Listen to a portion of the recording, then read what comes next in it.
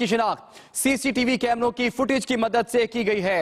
2 रोज पहले सानेहा पेश आया जिसमें 88 कीमती जानें जाया हुई और अब सीसीटीवी फुटेज भी सामने आ गई है। आप देख सकते हैं सानेहा 7 जिसमें खुदकुश हमलावर की सीसीटीवी फुटेज सामने आई है। मजीद बात कर लेते हैं अपने नुमाइंदे वासिक मोहम्मद से। जी वासिक, क्या मालूमात है आपकी?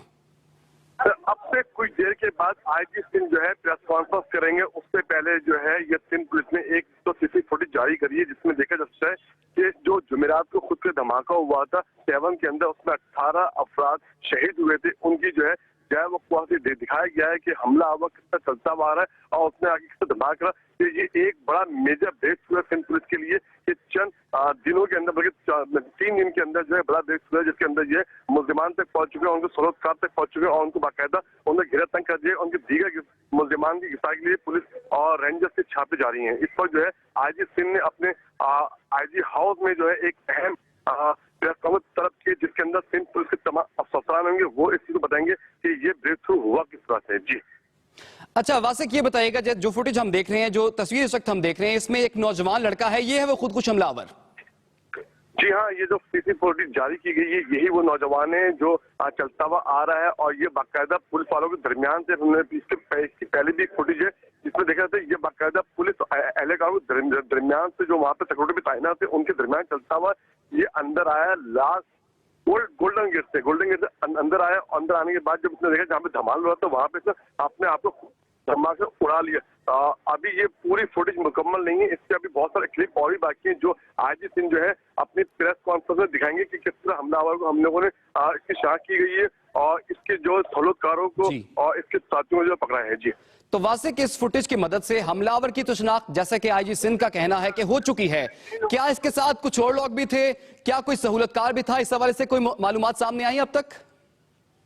ये हमलावर की शिनाख्त के बाद जो है जब घेरा तंग किया गया तो 7 और नवाब शाह, सखर, बदीन, दादू, यहाँ पे जो है पुलिस और रेंजर्स ने मुश्तरका तौर पे कार्रवाई करते हुए तकरीबन जो है 6 से ज्यादा जो है मुल्जिमान को पकड़ा है, जिनसे बताते हैं 2 अफराद वो भी हैं जो सहूलतकार हैं और जिन्होंने जो है मुल्जिमान को वहाँ पे 7 के अंदर जो ठहराया था। जब सुबह 5 बजे उठे तो नमाज और पढ़ाई थी, उसके बाद पूरा एक सिस्टम जो होता है तो वहाँ पे उनको रखा गया था। उसके बाद ये मुल्जिमान तकरीबन 5:30-6 बजे जो है ये 7 की तरफ आए और वहाँ पे तकरीबन 7 बजे धमाका किया है। जी सही। तो वासिक, जो फुटेज हम देख रहे हैं ये दाखिली रास्ते की फुटेज भी है जिसमें एक पुलिस वाला तमाम लोगों की तलाशी ले रहा है, तो क्या ये हमलावर इसी रास्ते से अंदर दाखिल हुआ है और क्या उसकी तलाशी ली गई थी? देखिए, इतना हजूम था, उस हजूम में ऐसे बहुत सारे लोग होते हैं जो बगैर तलाशी में निकल जाते हैं। तो ये खुदकश बमबार भी जो है अपने साथियों के साथ जो है दरगाह के अंदर दाखिल हो गया, उसको घेराव में लेकर आए। जब वो अंदर चला गया उसके बाद जो उसके साथी जो है वो वहां से निकल के चले गए। ये तमाम जो सूरत हाल है इसकी फुटेज की मदद से जो है मंजर आम पे आई गई। उसके बाद जब इसकी फुटेज निकाली गई तो इसकी जो है दायरा तंग किया गया तो इसके जो है साथियों की सारी छापे मारे गए। इसकी शराब भी हो चुकी है। बताते हैं इसका नाम जो है हफीज बुरही नाम मालूम हुआ है। इस वक्त जो तकरीबन अंदाजे के मुताबिक इसकी उम्र जो है 18 से 20 साल बताई जाती है। ये तमाम चीजें जो है बहुत चंद दिनों के अंदर जो है सीटीडी सिंध पुलिस की बड़ी कार्रवाई है जिन्होंने जो है सीसी फुटेज की मदद से और नादरा की बहुत सबसे अहम बात है नादरा की मदद से जो है इसका जो बायोडाटा निकाला गया है। बताया जाता है कि इस हमला आवर का जो है शनाख्ती कार्ड बना हुआ था, उसी की मदद से जो है ये बड़ा मेजर ब्रेक थ्रू हुआ है। उसकी शनाख्त हो सकी और जब इसकी सीसी फुटेज जो है नादो दी गई तो नादर ने जो है इसके सिंह अपना जो तस्वीर लगाई जब अपने सेक्शन पे तो उसमें इसके नाम आए, हाफिज बुरे के नाम से शनाख्त हुई है। और आप देखना ये है कि आई साहब कुछ देर के बाद जो प्रेस कॉन्फ्रेंस करते हैं वो इसमें क्या बताते हैं कि इनको किस तरह ये कामयाबी हासिल हुई है। जी तो वासिक, पता तो चल गया है कि इसका नाम क्या है, इसकी शनाख्त भी हो चुकी है। ये बताइए ये रहने वाला कहाँ का था और मजीद इसके हवाले से मजीद मालूमात किस तरह से मिल सकती हैं? अब देखिए, ये तो कराची में ऑपरेशन, कराची पूरे पाकिस्तान ऑपरेशन हुआ था, उसके बाद ये दहशतगर्द जो रूपोश हो गए थे। अब बताते हैं कि नया ग्रुप जो है मंजर आम पे आया है जो बाकायदा अपना हर शहर के लड़कों को जो है बेरोजगार होते हैं या गरीब होते हैं उनको अपने चुंगल में लेने के बाद उनको बाकायदा तरबियत देता है, धमाके की या दहशतगर्दी की। उसके बाद जो है ये लड़के जो है अभी इनके फेमस लड़के नहीं है, नाम इनका नाम मंजर आम पे आया। तो ये नया ग्रुप जो है बहुत तेजी से काम कर रहा है जिसके लिए जो है रेंजर्स पुलिस और कानून नाफिज करने वाले इदारों ने जो है बेहद तंग कर दिया गया है। इस वक्त जो पूरे पाकिस्तान के अंदर आपने देखोगे 7 बम धमाके के बाद तकरीबन पूरे पाकिस्तान में 100 से ज्यादा जो है दहशतगर्दों को उनके अंजाम तक पहुंचा है। तो इसी तरह जो है इस वक्त जो कानून नाफिज कराना हरकत में आ चुके हैं और जहां जहां जो उनको इंफॉर्मेशन ली वहां वो छापे मार रहे हैं। जी तो वासिक हम देख सकते हैं जिस तरह से बड़ी आसानी से चेक किया जा रहा है, कोई ज्यादा देर भी नहीं लगाई जा रही, हल्के फुल्के अंदाज में इन तमाम लोगों को चेक किया जा रहा है और ये वही सुनहरी दरवाजा है जहां से खुद कुछ हमलावर भी दाखिल हुआ। ये बताइए, इतलात ये थी कि 25 पुलिस एहलकार सुबह ड्यूटी देते थे, 25 शाम को देते थे, तो यहां पर सिक्योरिटी के क्या इंतजाम थे?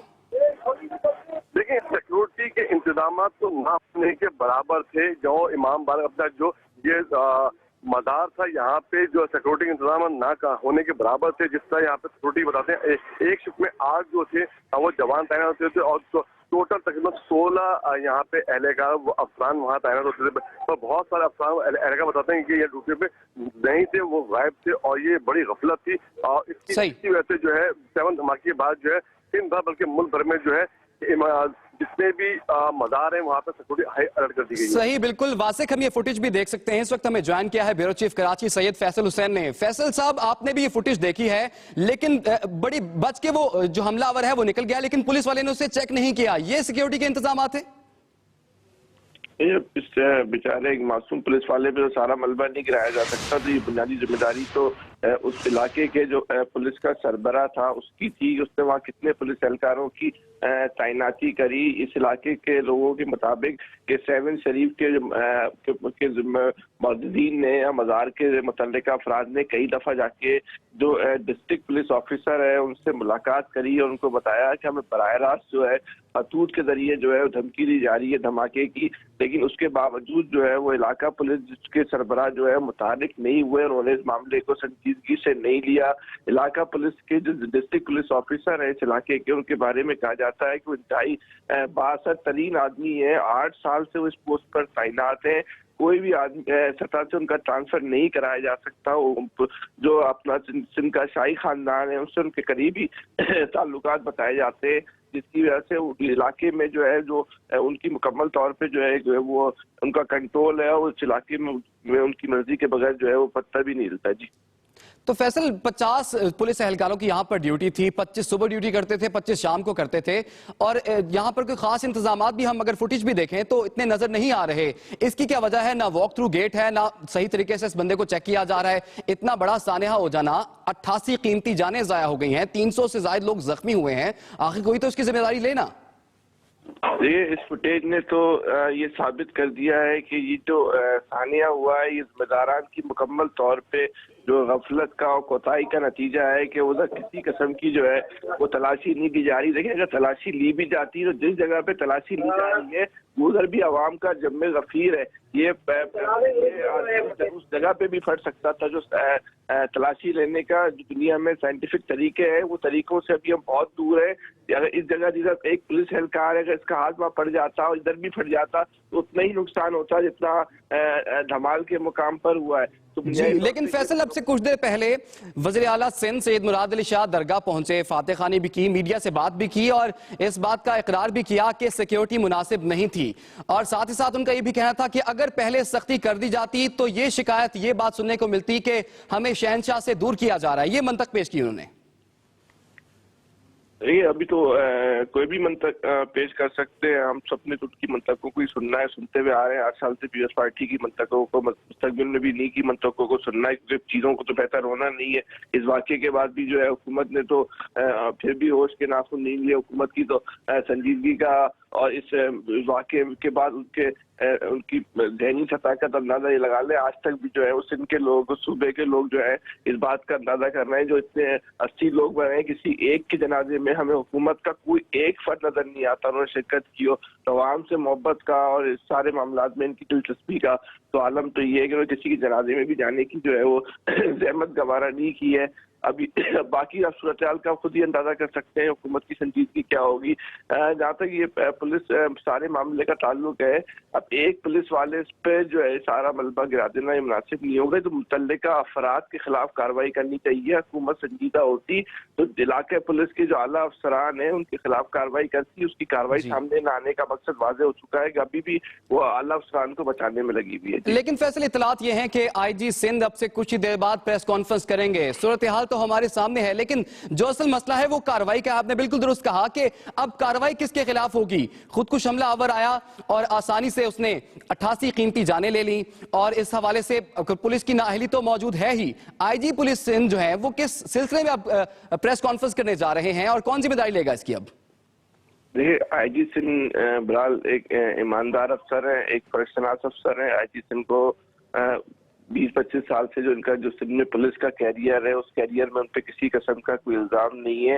लेकिन बुनियादी तौर पे जो हमारा सिस्टम है, वो सिस्टम जो है वो अच्छे अफसरों को भी जो है मफलूज अपाज बना देता है। सही, बहुत शुक्रिया आपका। फैसल हुसैन, ब्यूरो चीफ कराची, हमारे साथ मौजूद वक्त आईजी सिंध इस वक्त प्रेस कॉन्फ्रेंस कर रहे हैं। या तो देखिए, मैं आपको तफ्तीश के तफसीलात नहीं बता सकता और ना ही प्रेस कॉन्फ्रेंस है।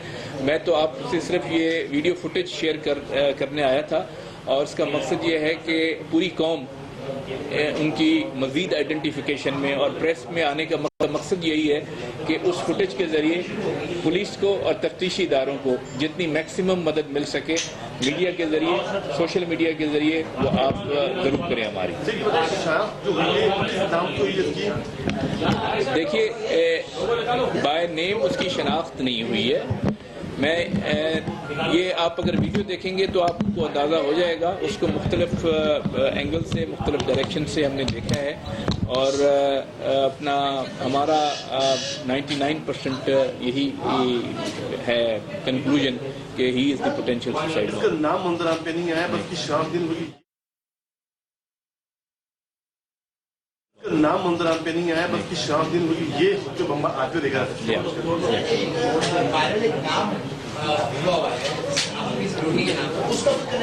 किसका? देखिए, हफीज पंदरानी बरोई जो है वो एक इंतहाई वांटेड टेररिस्ट है, जो कि सिंध के अंदर, अंदरून सिंध में ख़ास तौर पर शिकारपुर, जैकबाबाद और बाकी जगहों पे बहुत एक्टिव है। उसका नेटवर्क काफ़ी स्प्रेड अप है, और इस वाक़े में भी उसकी इन्वॉल्वमेंट रूल आउट नहीं की जा सकती, लेकिन अभी तक कोई ऐसी हतमी बात नहीं। आप खुद देख लें। Thank you. IG Sindh media से गुफ्तगू कर रहे थे। उनका यह कहना था कि अभी तक उस शख्स की शनाख्त नहीं हो पाई जो हफीज बरोही जिसका नाम बताया जा रहा था। उनका यह कहना है कि मोस्ट वांटेड टेररिस्ट है और सिंध में, अंदरूनी सिंध बहुत सी कार्रवाइयां कर चुका है। उनका कहना है कि हमें शक यही है कि 99% यही कहा जा सकता है कि जो शख्स यहां से गुजरा है, और ये जो रेड सर्कल में उस शख्स को आप देख भी सकते हैं किस तरह से आसानी के साथ वो बच के आगे निकला है। लेकिन जो गौरतलब बात एक और भी है कि इसके बिल्कुल साथ, इसके दाएं जानिब एक शख्स हाथ में कुछ उठाए आगे बढ़ रहा है, लेकिन उसकी भी तलाशी उस तरह से नहीं ली गई। उससे नहीं पूछा गया कि उसके पास इतनी ज्यादा चीजें कौन सी हैं, क्या हैं, कहीं कोई खतरनाक चीज तो नहीं है। तो ये सिक्योरिटी की सूरत हाल आप तक पहुंचा रहे हैं। बाएं जानिब जो है वो खवातीन आगे बढ़ रही हैं, उनकी तलाशी पर कोई भी मामूर नहीं है। अगर इसके दाएं जानिब देखा जाए तो सिर्फ एक पुलिस एहलकार है। 25 एहलकार सुबह ड्यूटी देते हैं और 25 एहलकार ही शाम को ड्यूटी देते हैं, लेकिन इसके बावजूद भी सिक्योरिटी का यह आलम है कि एक शख्स बासानी यहां से चला जाता है। तलाशी लेने का कोई तरीकाकार है, कोई मुनज़्ज़म निजाम होता है, एक कतार बनाई जाती है। अगर वॉक थ्रू गेट है तो पहले उससे गुजारा जाता है, लेकिन यहां पर यह सूरत हाल हमें दिखाई नहीं देती। वासिक मोहम्मद हमारे साथ मौजूद हैं। वासिक, आईजी ने प्रेस कॉन्फ्रेंस की, क्या मालूमात शेयर की उन्होंने आज? वासिक मोहम्मद से भी राब्ता करेंगे, उनसे बात करेंगे। आईजी सिंध ने जो आपसे कुछ देर पहले प्रेस कॉन्फ्रेंस की है, प्रेस कॉन्फ्रेंस के आगाज में ही उन्होंने ये कह दिया कि तहकीकात जो हुई हैं वो हम आपसे शेयर नहीं करेंगे, लेकिन हमें शुबा यही है जो शख्स जो सर्कल में इस वक्त मौजूद है, इस फुटेज में सीसीटीवी फुटेज है, सुनहरी दरवाजे की फुटेज है, और इस दरवाजे से ये बगैर किसी रोक टोक, बगैर किसी चेकिंग के आगे बढ़ा है। ये शख्स जिसकी उम्र के हवाले से कहा जा रहा है कि 18 साल से ज्यादा उम्र है, इसका शनाख्ती कार्ड भी ये भी बताया जा रहा है बना हुआ था। हफीज बरोही इसका नाम, मुबैना दहशतगर्द इसका बताया जा रहा है। वासिक हमारे साथ मौजूद है। वासिक, क्या मालूमात है मजीद आपके पास?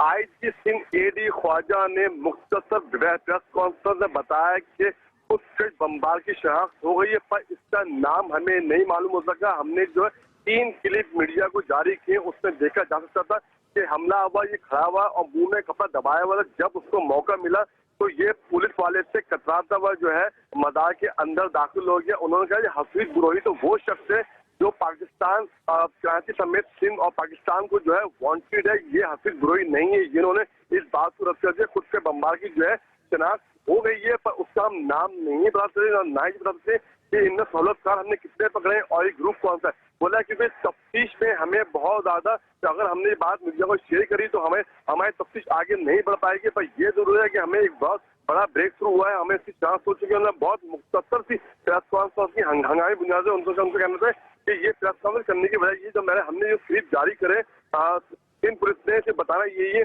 कि ये हमने फुटेज वो निकाली है जहाँ पे ये खुद के बम्बार पहले जो है ब्लैक कलर का कपड़ा जो है अपने मुंह में दबाए खा रहा था। उसके बाद जब उसको मौका मिलता है वो अंदर निकल जाता है, फिर उसको दूसरा क्लिप आता है और अंदर आने के बाद वो धमाका करता है। एक क्लिप और भी है, वो हम बाद में जारी करेंगे। जी सही वासी के हवाले से मजीद भी बात करेंगे। इस वक्त हमें ज्वाइन किया है ब्यूरो चीफ कराची सैयद फैसल हुसैन ने। फैसल साहब, आईजी सिंध की मुख्तसर तरीन प्रेस कॉन्फ्रेंस आपने भी सुनी, कुछ समझ लगा आपको? देखिए, बुनियादी तौर पे आईजी सिंह ने अपनी प्रेस कॉन्फ्रेंस में जो बात की है वो यही करी कि उनके प्रेस कॉन्फ्रेंस का जो मकसद था वो तहकीकात को मीडिया में शेयर नहीं करना था, बल्कि जो फुटेज हासिल की है उस फुटेज को जो है वो रिलीज करना था। और फुटेज को रिलीज करने के लिए उन्होंने प्रेस कॉन्फ्रेंस की। 2 नुक्तों पर मुश्तमिल ही उनकी प्रेस कॉन्फ्रेंस थी। जाहिर सी बात है तहकीकात अभी इब्तदाई मरहले में है, उसको जो है शेयर नहीं किया जा सकता। लेकिन जो